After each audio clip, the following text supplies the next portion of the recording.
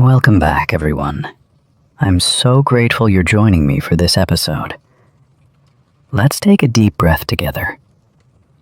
Have you ever stopped to think about how a small island nation became one of the most powerful countries in the world? Today, we travel together to Japan. We will walk through thousands of years of history. We will meet emperors and warriors. We will see how tradition and change lived together in one place. This is a story about an island that changed the world. So close your eyes if you can, breathe slowly, and let's begin this journey together. A very long time ago, more than 2,000 years ago, Japan was not one country. It was many small villages. These villages were on islands. The islands were covered with mountains and forests. The people lived near the sea. They fished, they grew rice, they made simple tools from stone and wood. Life was hard, but the people were strong. They worked together. They believed that gods lived in the mountains, in the rivers, and in the trees. They called these gods kami. Every rock, every river, every tree had a spirit. The people respected nature. They thanked the gods for the rain and the sun. Slowly, some villages became bigger. Some leaders became more powerful. These leaders wanted to control more land. They wanted to control more people. And so, the small villages started to join together. They formed clans. Each clan had a chief. The chiefs fought each other. They made alliances. They broke alliances. It was a time of competition and survival. But one clan became stronger than all the others. This clan said they were descendants of the sun goddess, Amaterasu. They said the gods chose them to rule. And slowly, people began to believe them. This clan became the imperial family, and the first emperor of Japan was born. But who was this emperor? And how did he unite the islands? The first emperors of Japan did not have full control. They had power, yes, but the clans were still strong. The emperors needed help. They needed ideas. They looked to their neighbor across the sea. They looked to China. China was a great civilization. China had writing. China had laws. China had Buddhism. Japan wanted to learn. So Japanese leaders traveled to China. They studied. They brought back knowledge. They brought back the Chinese writing system. They brought back Buddhism, a religion about peace and wisdom. They brought back ideas about government. Japan changed quickly. The emperor built a capital city. The city was called Nara. Later, the capital moved to a city called Kyoto. Kyoto became the heart of Japanese culture. Poets wrote beautiful poems. Artists painted. Monks built temples. The emperor lived in a golden palace. But even though the emperor was respected, he did not have real power anymore. The powerful clans controlled the land. They controlled the armies. They controlled the money. The emperor became a symbol. He was like the sun.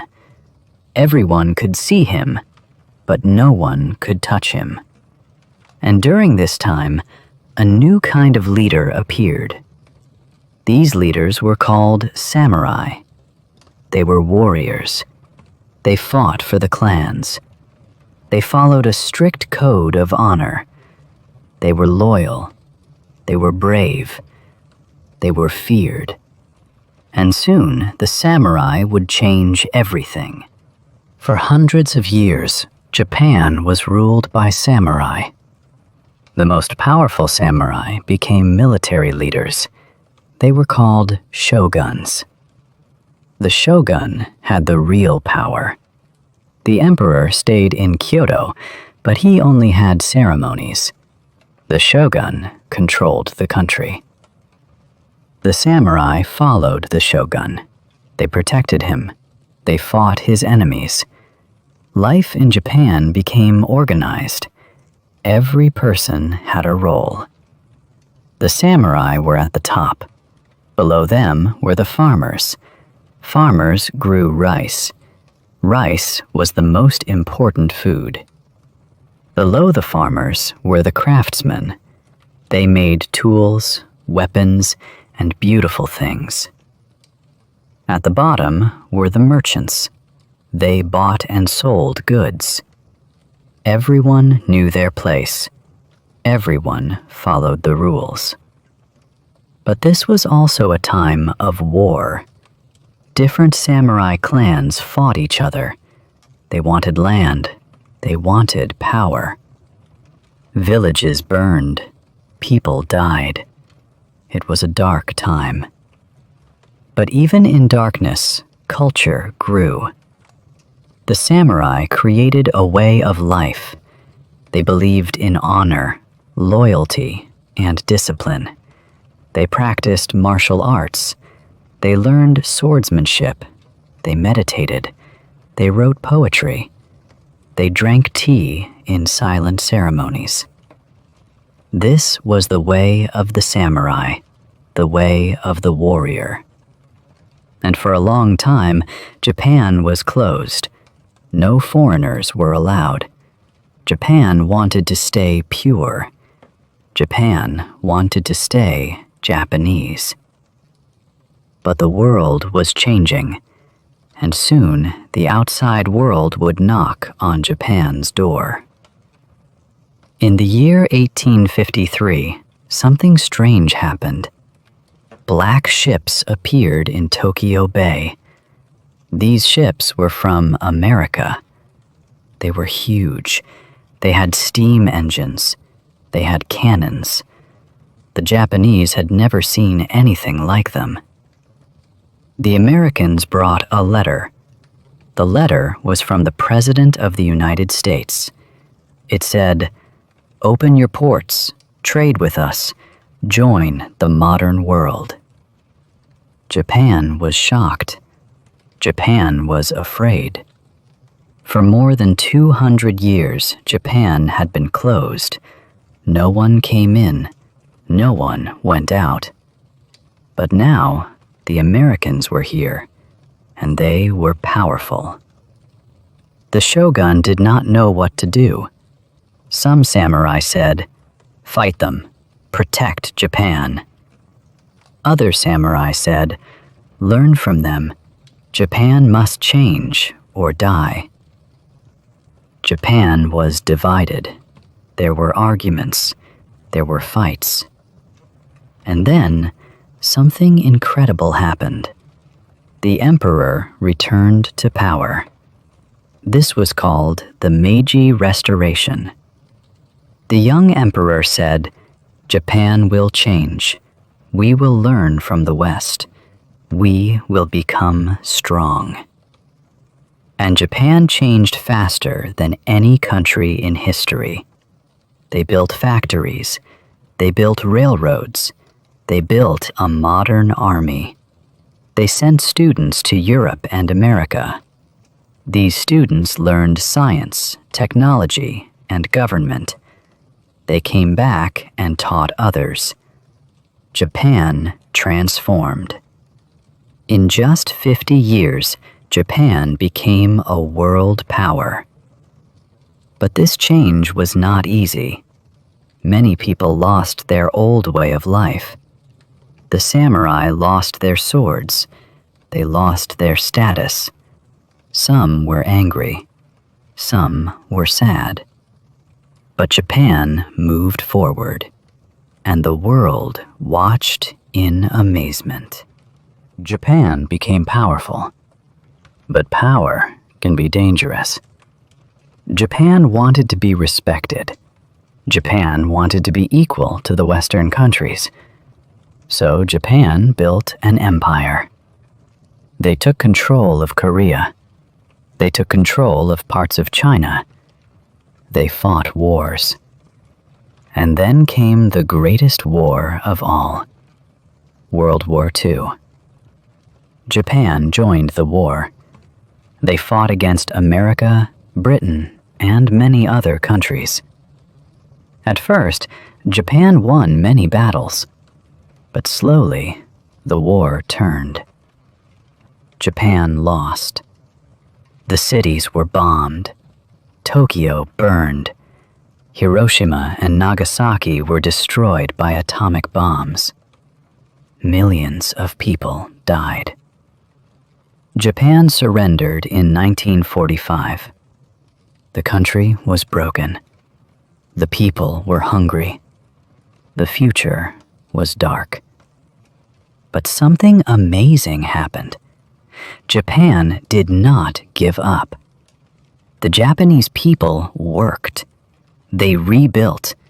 They created new companies. They made cars, electronics, cameras. They focused on quality. They focused on innovation.